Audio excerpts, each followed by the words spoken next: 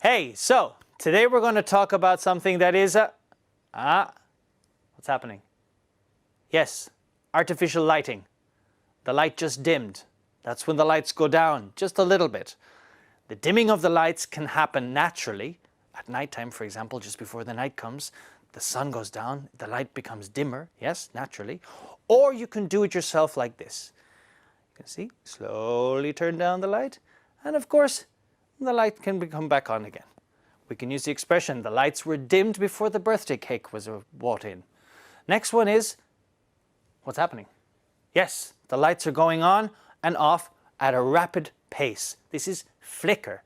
You might see this special effect in movies with a girl running down the stairs, running away from the monster and the lights are flickering, okay? This is to scare you, to increase the intensity of when you're watching the movie. Then the next thing, what happened? The lights went out. And here I am in the dark. And of course, if you're in the dark, what happens? The lights need to come on. And I'm back.